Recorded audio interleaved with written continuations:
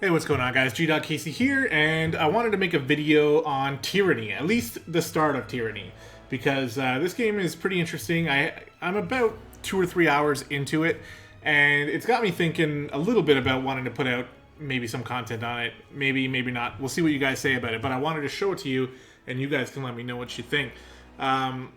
What I'm going to do is go through basically just the character creation and maybe the first little bit of the tutorial to sort of show you guys what kind of game we're dealing with here. Now, that's going to take a little while because, you know, there's a lot going, especially at the beginning of the game, and, you know, it sort of sets everything up. So I felt like this would be a neat little sort of pilot episode to show you this, because there's some really interesting twists here that this game presents that I really love, especially with the character creation. So we're going to go ahead and start a new game. We'll play on normal.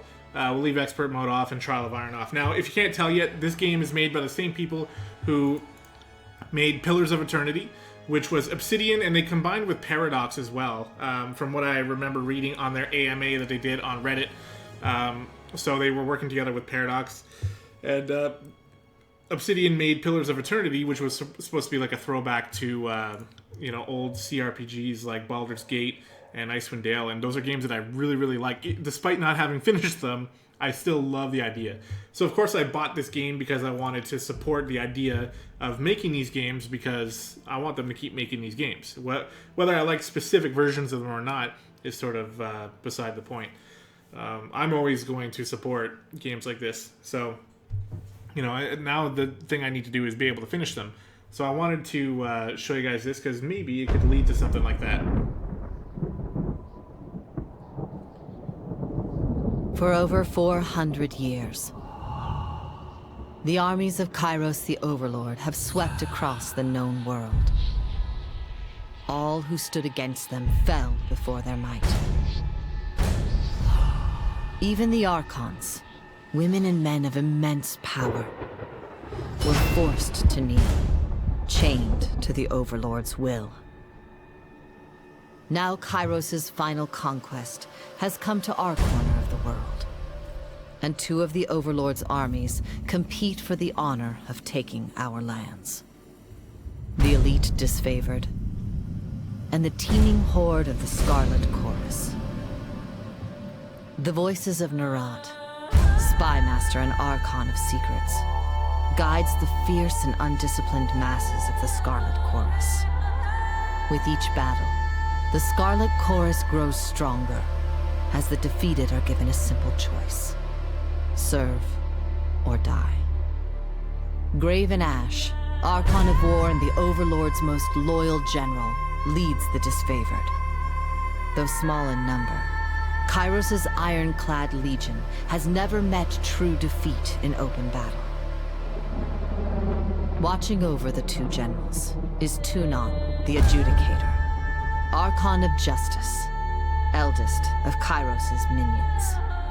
Tyranny brings Kairos' laws to newly conquered lands, aided by the Fatebinders, judges and executioners of the Overlord's laws. You were among the youngest of the court of Fatebinders when Kairos' armies came to our lands. How could we have known that the fate of thousands would rest in your hands?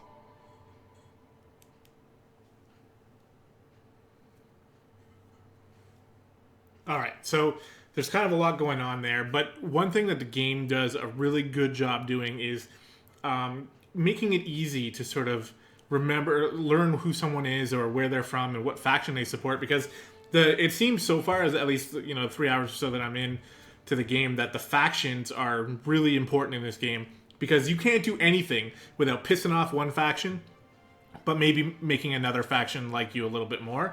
And I guess it's all supposed to be around, you know, the basically just how the factions look towards you, and it changes how the story plays out.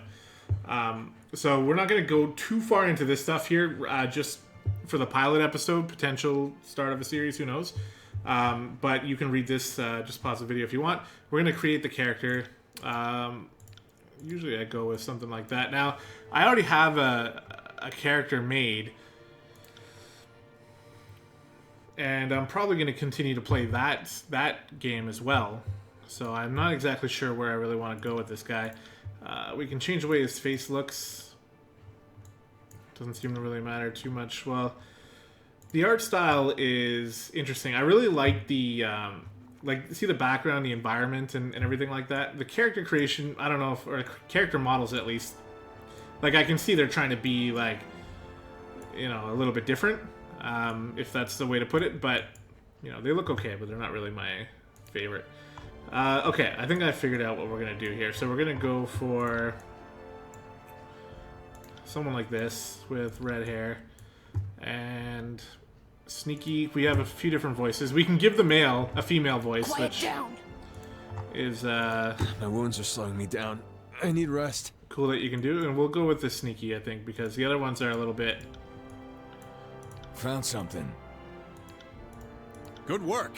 Yeah, You I don't learn know. something every day. I'm just going with sneaky.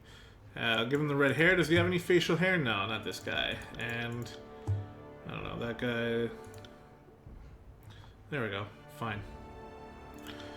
Okay, so we're sort of choosing our past here. So how do we join Kairos' army? And Kairos is the like evil overlord that is, well, I mean, I think he's evil. He's supposed to be sweeping across the land in like a tyrannical fell swoop, or however you want to put that. He's basically just destroying everything and conquesting the entire continent of whatever this world is.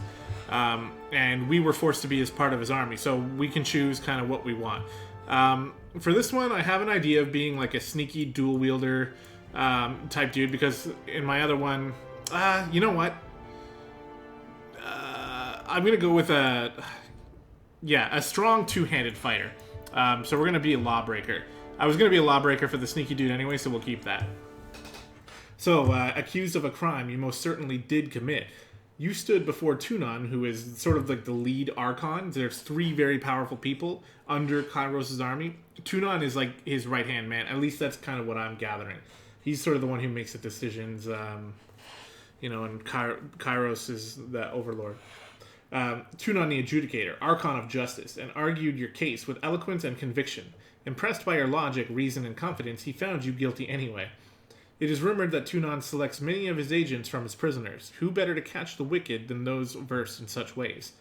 In his mercy, Tunon offered you the choice of 2 sentences: decades languishing in prison, or a lifetime serving him in the court of Fatebinders. The choice was an easy one, and instead of seeing the inside of a cell, you were trained in letters and numbers, magic and war. The laws you once broke are now yours to interpret and enforce. So each one has its own sort of story, and it does definitely play into how people respond to you out there. I've already seen my first guy, I chose soldier, and I've already seen that. Alright, so our primary expertise then is going to be, we'll just say a great sword. Because I'm going to be very strong in two-handed weapons. And basically just be like a big heavy hitter. I really wanted to do dual wielding though and be kind of roguish. You know what? I mean, the main reason why I'm deciding why I was considering not going a rogue style is because your first party member is like fits that role, but I'm going to do it anyway. We're going to be dual wielder. So we choose our primary expertise, and it just gives us bonus stats that go along with that. And it gives us a set of starting gear. Plus an ability. So flurry of blows or slice. We probably want this. Dual wield, unleash a double attack. Sure. Whatever. This stuff doesn't matter too much as far as I'm concerned. Our secondary expertise will be... you know what? Let's do some frost spells. Frozen Grasp. Envelop a target in harsh winter cold, leaving them frozen for a time. I don't know how optimal that's going to be, but I don't really care about optimizing too much. Okay, our character colors... Blue? Or do we want to go with red? Let's go... You know what? I like the blue. Let's go with blue. I don't know if it matters too much. Obviously it doesn't. And what sort of sigil will be our banner?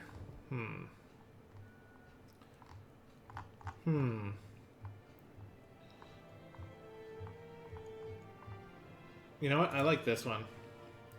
We'll make it blue as well with black. There we go. I'm happy. Alright, our name. Our name will be Shike.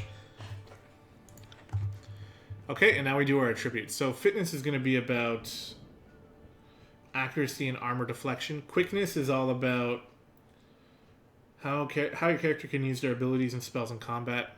Wits will be important, and so will resolve. So we've kind of chosen like someone who needs to be a bit of a jack of all trades here.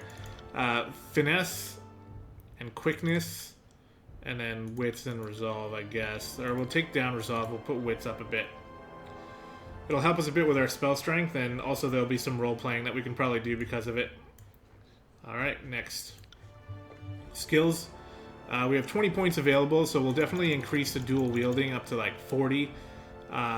Athletics. Subterfuge. And parry, I guess. One-handed weapon. That's probably separate from dual wielding, so we'll just keep it like that. Alright, so now here comes kind of the fun part. Conquest. We can do quick start, by the way, and you can skip all this, but Conquest is where it's all at, to be honest. So let's go ahead and click on Conquest.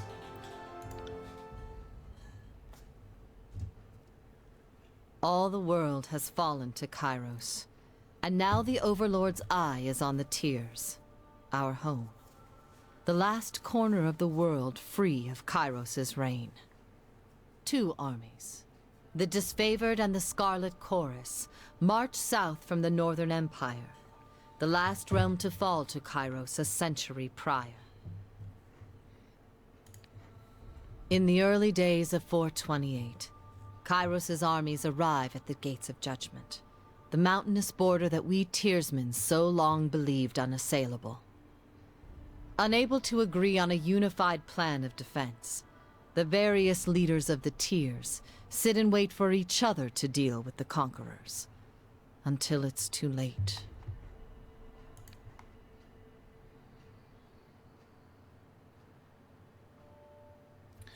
Alright. During the Conquest, you will decide your character's actions during Kairos' invasion of the Tiers, shaping the world through which you will adventure over the course of the game. Each choice you make affects your character and how major factions of the Tiers respond to you. Your decisions matter. Choose wisely. Year 1 of Kairos Conquest.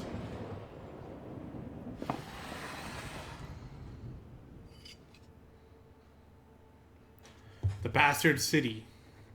The Bastard City, and so this is one thing I mentioned though. If you forgot who Kairos is or what the Bastard City is all about, it offers these options as tooltips so you can quickly learn. Now sometimes they're a little obtrusive because you can see like even just sort of slowly mousing over them causes them to pop up, which is sometimes annoying. I think I have it set that way though. I might be able to change that setting. And you can also right click to get even more. The Bastard City stood on a northern border between Kairos Empire and the Tiers. Built upon a natural harbor at the crossroads between realms, the city was a nexus of commerce. To the Tiers, it was the center of all wealth. To a northerner, it was little more than a backwater trading post. Its symbolic status as a gateway to the continent made it a natural first target in Kairos' military conquest. Circumstances were ideal for you to prove your worth as a soldier in Kairos' army. Taking the city would send a message to the rest of the Tiers. Kairos' will is insurmountable. So we're given 2 options that we can choose. And I went, in the first time through, I went with like sort of a bash down the front gates sort of soldier with the Disfavored. This time I'm going to be a little bit different and go for infiltrating the Tiers. Both armies sent their forces to prepare the way. History would remember the Gates of Judgment as the first battle of the Conquest, but the real combat unfolded with advanced units on both armies, preparing for the coming war. The Disfavored and the Scarlet Chorus each had a plan to infiltrate the capital city. Which army did you join? So, these are the 2 sort of main factions you start to deal with in the beginning of the game. The Disfavored and the Scarlet Chorus are on the same team. They're both fighting for Kairos, but they don't necessarily like each other. They're kind of like 2 different like mercenary companies, if you will, and they're formed of different types. The Disfavored is basically like sword and shield, hardy warriors, and the Scarlet Chorus is kind of rogue type, criminals and assholes and shit like that. So we're going to go with the Scarlet Crusade this time because I went with the Disfavored the first time. You join the Scarlet Chorus, sorry, I keep calling it Crusade. You joined the Scarlet Chorus as they raided the villages and small towns, conscripting every able-bodied man and woman into the army. The voices of Narat emphasized the reward of conscription and enslavement over wanton bloodshed. Apparently his soldiers needed the reminder. So the voices of Nerat confused me at first because this is actually one person whose name is the Voices of Erat, and he's sort of, or Nerat, and he's like the leader of the Scarlet Chorus.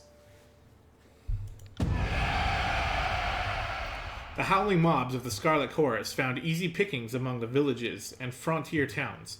Rallying an experienced gang under your control, you flooded the unprotected settlements with a deluge of bloodthirsty soldiers, rounding up the innocent for merciless rites of conscription. The young, infirm alike received makeshift weapons, and examples were made of all who challenged your forces. Bolstered with fresh recruits, your army gathered strength for the invasion to come.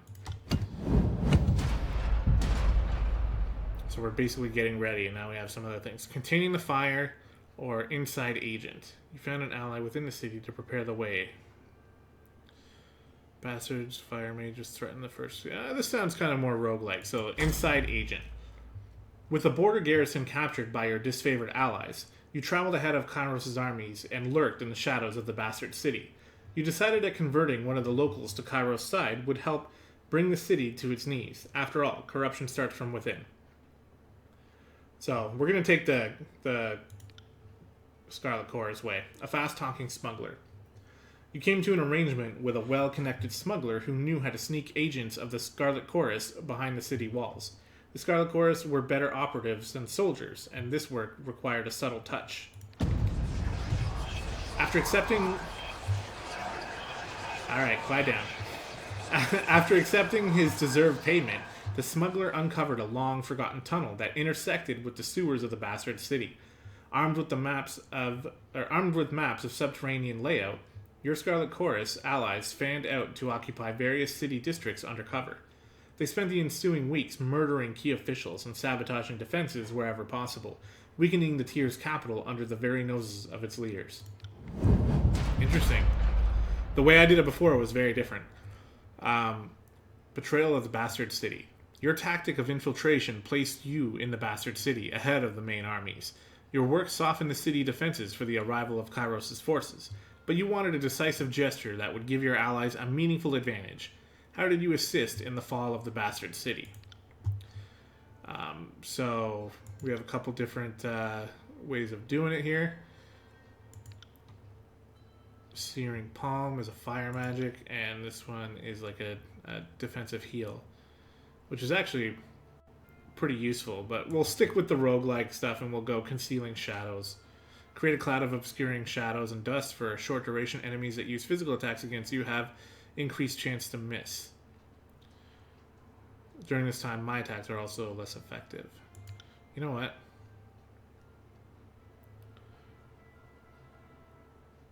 Oh, damage is significantly reduced in this case as well. We'll just stick with this one. Keeping to the shadows, you eliminated the leaders of the Bastard City one by one. Some deaths were quiet and unnoticed, while others were gruesome beyond words. As a wave of murder overtook the city's elite, your deeds swelled in infamy. Well before the armies arrived, no one in the Bastard City felt safe in their homes, much less behind their walls. By the time Kairos' forces crested the horizon, the city was fearful enough to throw open the gates and welcome their new protectors. For real, eh?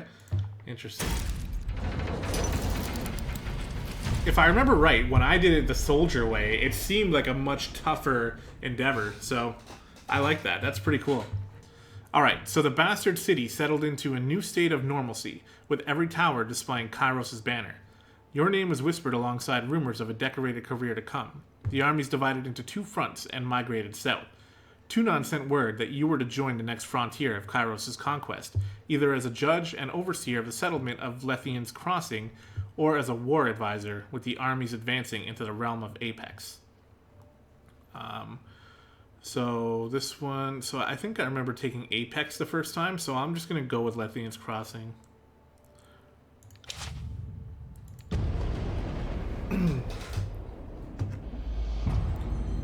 Alright, year 2 of the Conquest. And you can see there's 4 years, and this is when our character creation will be finished. I wasn't joking when I said there was a lot kind of to it, but I still think it's really cool. Alright. Years ago, Lethian the Bold founded a small merchant town at the intersection of ancient old walls. A pact between the settlers and a mercenary company meant that caravans were able to travel without fear of bandits or bane, and the town thrived in modest insignificance. Lethian's crossings drew Kairos' attention for the iron deposit in the southern hills, or in the surrounding hills.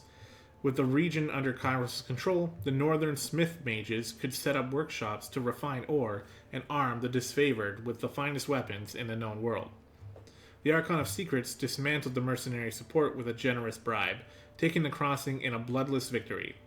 Tunon dispatched you to travel alongside Kairos' forces and bring order to the region. Okay. So our goal is to just bring order. That we've just easily taken over Lethian's Crossing, and now we have to bring order.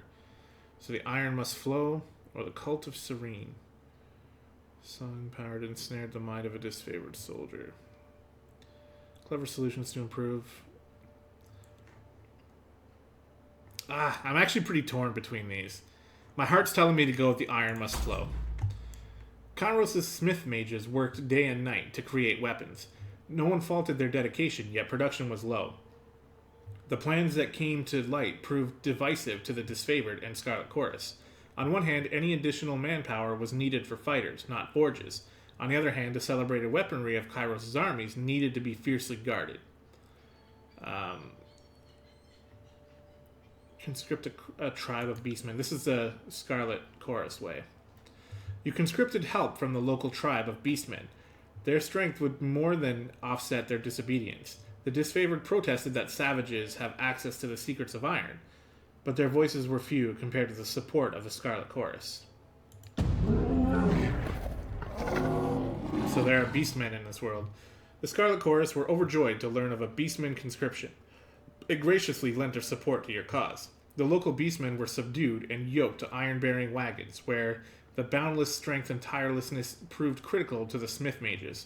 The disfavored grew agitated about exposing the secret of iron to savages. You attempted to allay their concerns, but your words fell flat before a stubborn, uncompromising audience. Alright. That seems to be the first kind of time we actually, pissed off the disfavored. Pick of the armory, or a guardian's due. Tensions rose as disfavored and Scarlet Chorus soldiers rubbed elbows with mercenaries hired to guard the forges. As forges improved production, both armies demanded preferential treatment. I'm going to go with this one because it seems to carry off of what we just did. A guardian's due. Kairos' armies used Lethian's Crossing as reprieve from the war.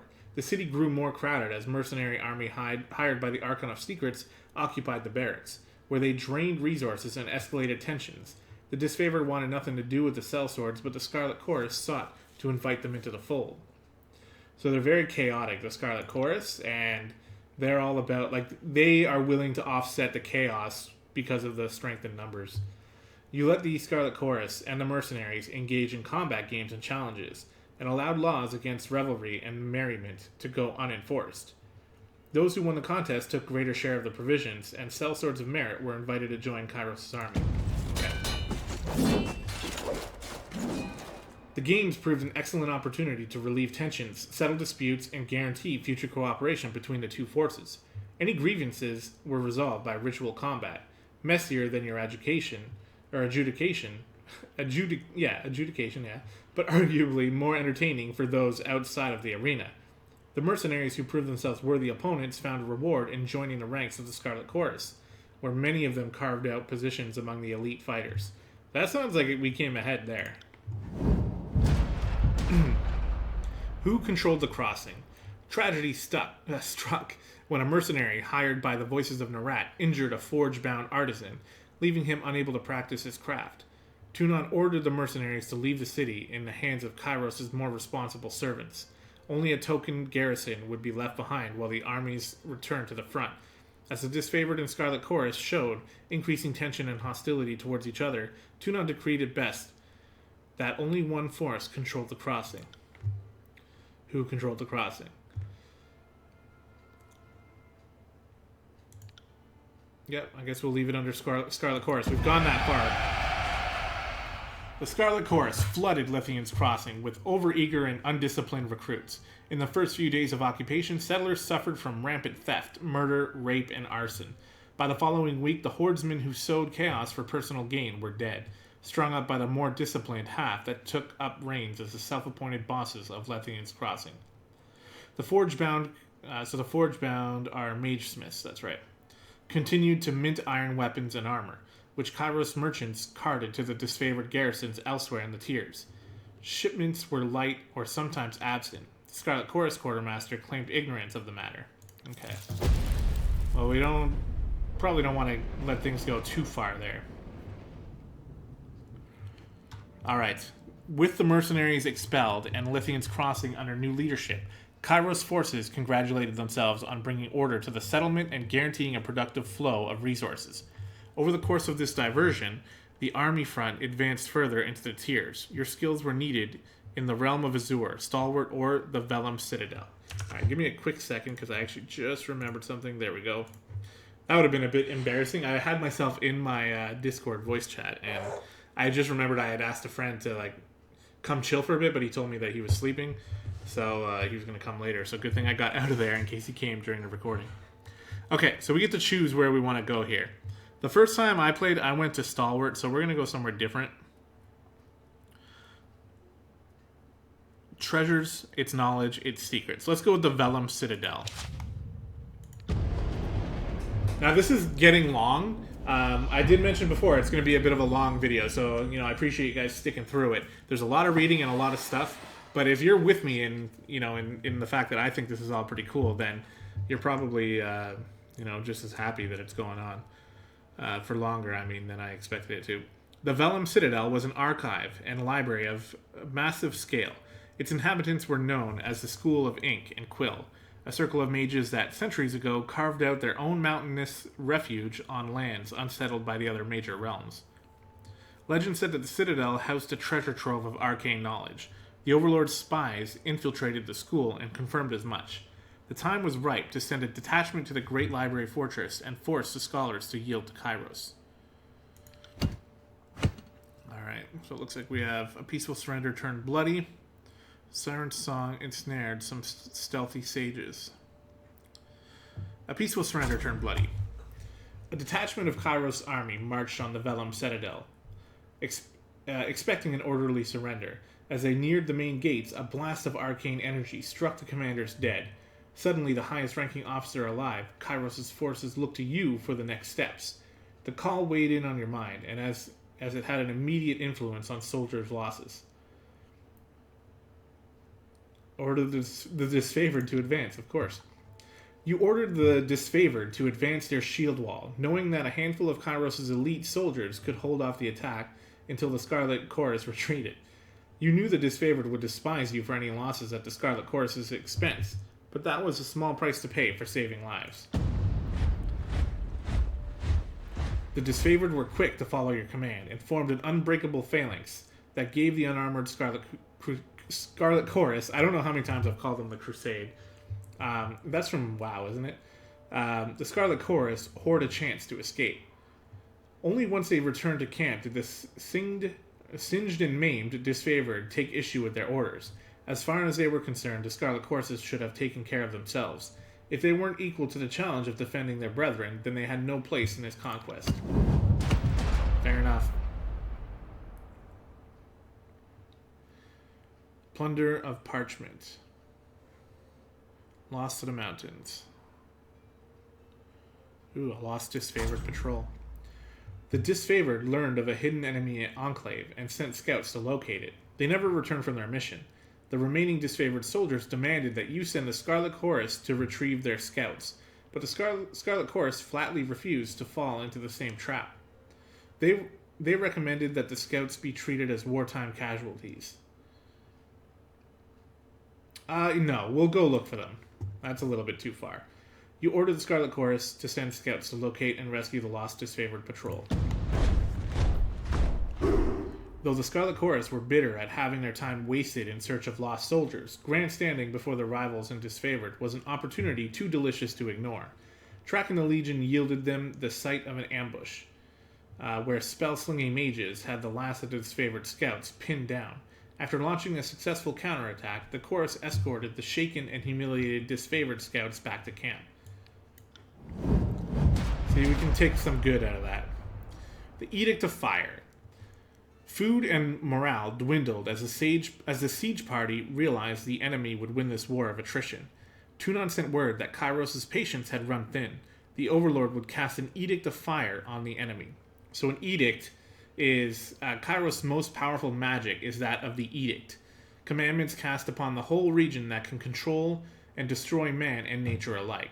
They're basically like super spells, like big things that you have to read off of a scroll, and it can do like just terrible things, like crack the earth in half, cause a crazy storm, and you know, burn people to death and stuff like that. So it's more than just a normal spell. It's like a super power spell.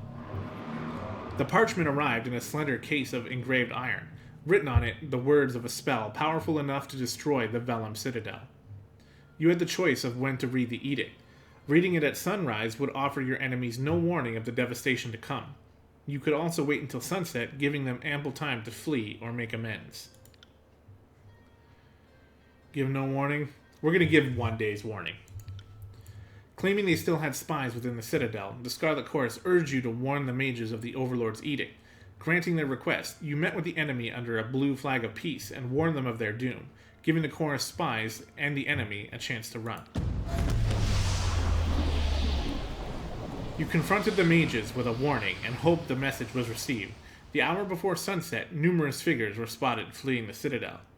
As the sun dipped under the horizon, you read the words of the edict. The earth shook, and red-orange light glowed in the foundation of the sprawling citadel. Bubbling up from under the library, a torrent of lava, heaved with explosive force, gushing from the windows and between loose bricks, melting winding trenches in the surrounding lands. Days later, the flames still raged on, the conflagration continually fed and renewed by the power of the edict.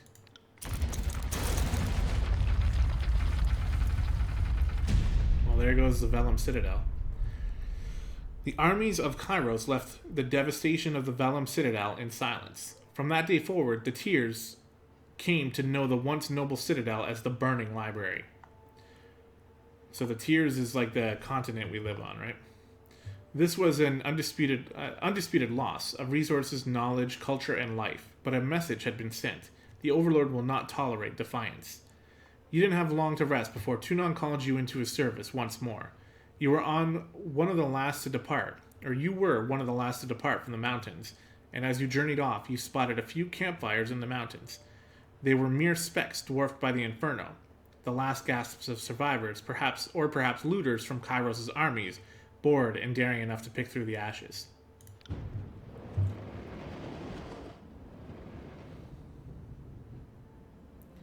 Conquest complete. You have reached the end of Kairos' conquest. Do you want to continue to erase or erase your progress and start over? So we'll continue. But if you don't like the outcome, you can start over.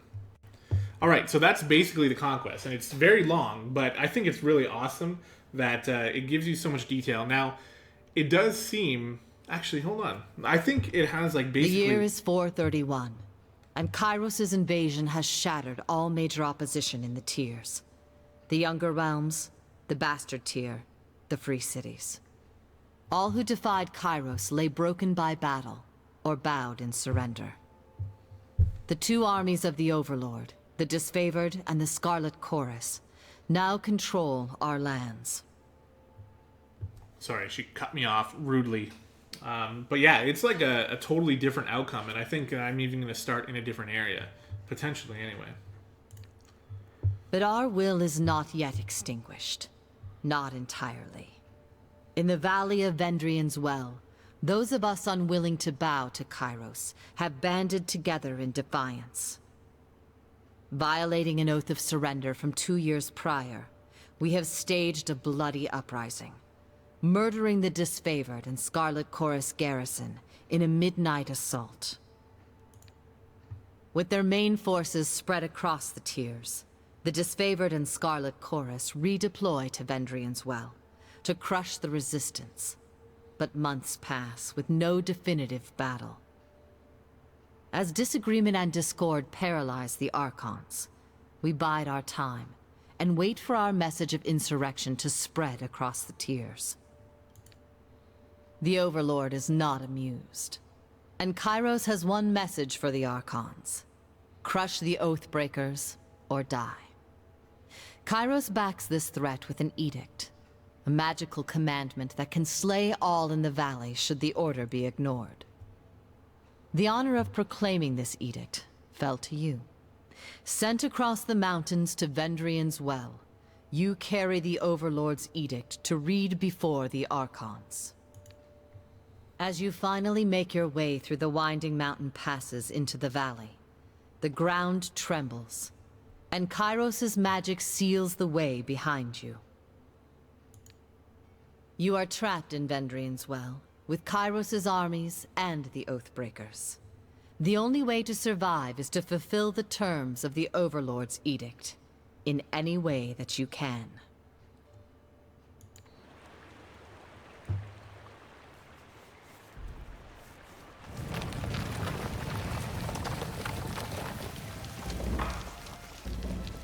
Fatebinder Shrike, I presume. We've been expecting you.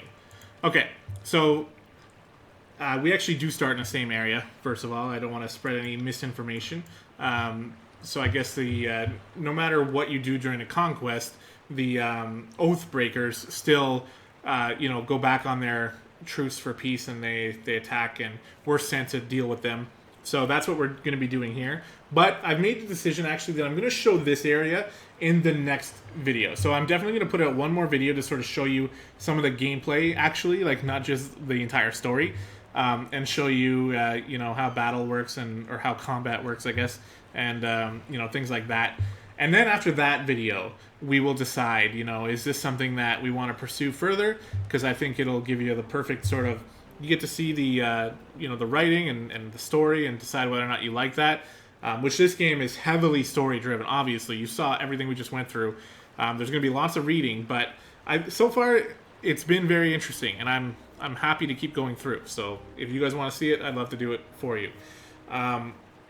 The combat, on the other hand, is something that, it depends on your style. And we will talk about that in the next episode. But thank you guys so much for, sticking through this long. If you have, then that means you're definitely on the same page as me in terms of interest in specific types of games. And that's really cool. So high five to you. And I will see you guys in the next episode. Thanks.